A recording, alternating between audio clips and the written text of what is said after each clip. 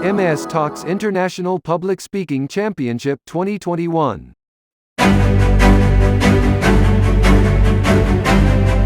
Next, I would like to invite is Mr. Kunj D.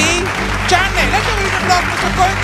He is the founder, director, project researcher, car designer, and CEO of SCDR Private Limited. He is the youngest entrepreneur, professional industrial trainer. He is the CAD master, inventor marketer. He is awarded 2 fellowship award, national award and gold medal. He is awarded Inspire Award and an iconic Nation Builder Award. Fantastic. So let's invite Mr. Kunj D. Channe. Hello everyone, myself Mr. Kunj Channe. I am the founder and director of SCDR Private Limited. जीवन एक संघर्ष, यह कहानी एक छोटे से गांव से शुरू होती है। मेरा जन्म एक छोटे से गांव में हुआ। ये मेरा छोटा सा गांव है। मध्यम वर्गीय गरीब परिवार में मेरा जन्म हुआ। जो टूटा हुआ घर, मिट्टी का हुआ बना हुआ घर था, ऐसे जगह पे मेरा जन्म हुआ। उन दिनों मेरे पिताजी एक छोटी नौकरी पर कार्यरत थे। स्कूल में प्यून का काम करते थे, लेकिन उन्हें ज़्यादा पेमेंट नहीं मिलता था, जिसके वजह से परिवार और घर का गुजारा हो सके। फिर भी मेरे पिताजी हमेशा मेहनत करते थे। और उसके बाद हमारे जीवन का संघर्ष शुरू हुआ। जिस गांव में हम रहते थे, उस गांव के लोग हमारे गरीबी का मजाक बनाया करते थे, क्योंकि उनके जैसे हमारे पास पहनने के लिए कपड़े नहीं थे। और जब भी मैं गांव से गलियों के गुजरता था, तो वहाँ के लोग जो रहते थे गांव के, मुझ पर हंसा करते थे। जहाँ तक मेरे परिवार का भी मजाक बनाया करते थे, क्योंकि उनके जैसे मेरे पास पहनने के लिए कपड़े नहीं थे। उन दिनों मैं फटे कपड़े पहन के गुजारा किया करता था। हमारे जीवन का संघर्ष यहीं से शुरू हुआ। जब भी मैं स्कूल में पढ़ाई करने के लिए जाता था बचपन में, तो स्कूल के जो दोस्त थे वह सभी मुझे देख के हंसा करते थे, क्योंकि पहनने के लिए अच्छे कपड़े नहीं थे। और जिन्हें हम गुरु मानते हैं, जो हमें शिक्षा प्रदान करते हैं, उस स्कूल के टीचर्स भी मेरा मजाक बनाया करते थे। जहाँ तक देखा जाए तो मेरे परिवार को कुछ ऐसी दिक्कतों का सामना करना पड़ा, जहाँ टूटा हुआ घर मिट्टी का बना हुआ था। कभी बारिश के मौसम में बारिश आ जाए तो घर में पूरी तरह से पानी भर जाया करता था। ऐसे जगह पे हम सोते थे, ऐसे जगह पे हम रहते थे। जैसे जैसे हम आगे बढ़ते गए, कभी घर में अनाज नहीं रहता था तो मेरी माँ मांग कर लाया करती थी और अपने सभी बच्चों के लिए खाना बनाया करती थी। ऐसे जगह पे बैठ के मेरे माँ ने खाना बनाया, जहाँ टूटा हुआ छत, अगर बारिश आ जाए तो वहाँ से पानी की बूंदें टपकती थी। ऐसे जगह बैठ के मेरे माँ ने खाना बनाया। उसके बाद जब मैंने 12th की पढ़ाई करने के लिए कॉलेज में एडमिशन्स लिया, तो वहाँ के भी छात्र मुझे देख के कहते थे, देखो भिखारी आया है। उन दिनों मैं टूट सा गया था। सभी ऐसे देखने लगे थे कि मैं उस वक्त सोच में पड़ गया कि आखिर मेरा जन्म हुआ है गरीब परिवार में, क्या मैंने कोई पाप तो नहीं किया है। उस वक्त मेरे आंखों में सिर्फ आंसू रहते थे। मैं कहीं कोने में जाके रोया करता था। जैसे तैसे मैंने 12th का पढ़ाई कंप्लीट करने के बाद मेरा एक सपना था कि मैं डॉक्टर बनूं, बट फाइनेंशियली इतना स्ट्रांग नहीं था। मेरे पापा के पास इतने पैसे नहीं थे कि मैं ये डॉक्टर की पढ़ाई कंप्लीट कर सकूं। उसके बाद मैंने इंजीनियरिंग के लिए एडमिशन्स लिया, क्योंकि मेरे पापा का सपना था कि मुझे रिसर्चर बनवाना है। उसके बाद जा कर के जब इंजीनियरिंग का पढ़ाई करना स्टार्ट किया, तो उस वक्त एडमिशन्स फीस और एग्ज़ाम फीस भरने के लिए पैसे नहीं थे, तो मुझे ड्रॉप आउट करना पड़ा। तो मैंने इंजीनियरिंग की पढ़ाई भी ड्रॉप आउट कर दिए। उस वक्त मैं डिप्रेशंस में चला गया और मैं टूट सा गया था कि आखिर मेरे साथ ही क्यों ऐसा हो रहा है। बचपन में स्कूल के दोस्त लोग, कॉलेज के दोस्त लोग मेरा गरीबी का मजाक बनाते थे क्योंकि मेरे पास पहनने के लिए कपड़े नहीं थे, क्योंकि मेरा जन्म एक मध्यम वर्गीय गरीब परिवार में हुआ जिसके पास रहने के लिए एक ठिकाना तक नहीं था।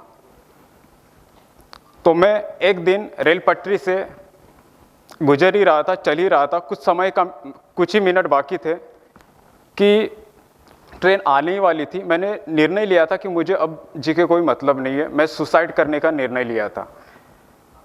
तो वहाँ पे कुछ लोग थे, उन्होंने मुझे बचाया और उन्होंने मुझे समझाया। उसके बाद जा कर के मैंने एक डिसीजन लिया कि मुझे कुछ करना चाहिए, क्योंकि मेरे पास पहनने के लिए कपड़े नहीं थे, रहने के लिए घर नहीं था, टूटा हुआ घर। क्यों ना मैं कुछ अपना लाइफ में करना चाहिए। तो उसके बाद जा कर के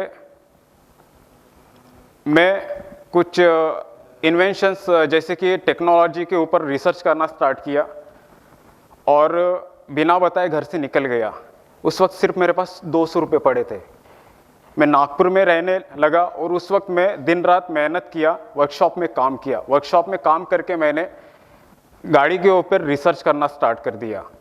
जैसे वर्कशॉप का पैसा आता था, वो पैसे लेके मैं दिल्ली की ओर बढ़ गया। उस वक्त मेरे फैमिली को कुछ भी नहीं पता था। और मेरे सेकंड नंबर के भैया है जिन्होंने टेक्नोलॉजी में पढ़ाई कंप्लीट किया था, वो अन्य कंपनियों में दिन रात काम करते थे, मेहनत करते थे। वो भी पैसा इकट्ठा करना शुरू कर दिए थे क्योंकि उनका भी संघर्ष वहीं से शुरू हुआ था। मैंने जो वर्कशॉप से जो जॉब किया था वो पैसे लेके मैं दिल्ली की ओर बढ़ गया। मुझे कुछ भी समझ नहीं आ रहा था आखिर मैं इस सिटी में क्यों आया हूँ, रास्ता कहाँ तक आगे बढ़ेगा। देन मैंने यहाँ पे दिल्ली में एडमेक मल्टीमीडिया करके उसमें सॉफ्टवेयर डिज़ाइनिंग प्लस जो मेरी अधूरी पढ़ाई थी वो पूरा करने के लिए एडमिशन्स लिया। जब मैं पढ़ाई कंप्लीट कर रहा था उसी वक्त मैं कई तरह के नए और पुराने टेक्नोलॉजी के ऊपर रिसर्च करना स्टार्ट किया। जैसे जैसे मैं आगे बढ़ते गया मैंने कई अन्य कंपनियों में वह प्रोजेक्ट जो मैंने इन्वेंशंस किया था वो प्रेजेंट किए। उसके बाद जा कर के मैंने कभी सोचा नहीं था कि मेरा नाम टॉप 10 फाइनलिस्ट में आएगा इंडिया के अंदर। और मेरा सिलेक्शंस होने के बाद पढ़ाई कंप्लीट करने के बाद दिल्ली से मैं लौट आया नागपुर के लिए। उन दिनों मेरे पास रहने के लिए पैसे तक नसीब नहीं थे, कोई रहने के लिए ठिकाना नहीं देता था। तो मुझे रेलवे स्टेशन और फुटपाथ ऐसे जगह पे गुजारा करना पड़ा। मैं उस वक्त फुटपाथ पे सोता था, रेलवे स्टेशन पे सोता था।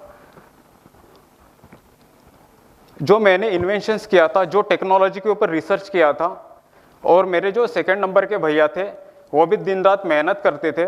तो हमने एक प्लान किया क्यों ना हम खुद का कुछ शुरू करें, कब तक इस तरह की ज़िंदगी से जीते रहेंगे। तो हमने दोनों ने एक ऐसे कंपनी को एस्टेब्लिश किया 2017 में, सेकेरेगो car design research academy private limited. यह कंपनी की शुरुआत की मैंने एट द एज ऑफ 22 में, 22 साल की उम्र में मैंने यह कंपनी को शुरुआत किया और दिन रात मेहनत करके इस कंपनी को आज उस ऊंचाई तक पहुंचाया। जैसे जैसे आगे बढ़ते गए कई तरह के उद्यमियों ने मार्केट से हटाने के लिए प्रयास भी किए, लेकिन मैंने और मेरे बड़े भैया ने दोनों ने इन सभी दिक्कतों का सामना किया, डटकर सामना किया। आज यह कंपनी देश विदेश के कंपनियों के साथ मिलकर काम करती है और यह टॉप 10 लिस्ट में भी शामिल हुई है। और मुझे कई तरह के अवार्ड से भी सम्मानित किया गया है। 2006 में मुझे सकार संस्कार शिदोरी इस अवार्ड से सम्मानित किया गया। 2013 में मुझे स्वामी विवेकानंद अवार्ड से भी सम्मानित किया गया। मैंने कभी लाइफ में सोचा नहीं था कि मुझे एज ए चीफ गेस्ट 2 बार मुझे इनवाइट किया जाएगा, और मैंने ये पार्टिसिपेट भी किया है एट द एज ऑफ 22 में। उसके बाद जा कर के मुझे 2 फेलोशिप से अवार्ड से भी सम्मानित किया गया। और मेरी जो ये स्टोरी है, पर्सनल स्टोरी, कहानी जिद्द की, ऑथर शेरी सर ने पब्लिश की सोच इंडिया और MS टॉक के माध्यम से। मेरा बस एक ही संदेश है आप सभी के लिए कि मेरे पास रहने रहने के लिए घर नहीं था, मेरे पास पहनने के लिए कपड़े नहीं थे। मैंने दिन रात मेहनत करके ये सब हासिल किया है। हमारे जीवन का सबसे कीमती चीज़ एक ही माना जाता है, वह है समय। अगर आप ये समय का सही इस्तेमाल करोगे तो आप अपने आप को प्रज्वलित पाएंगे।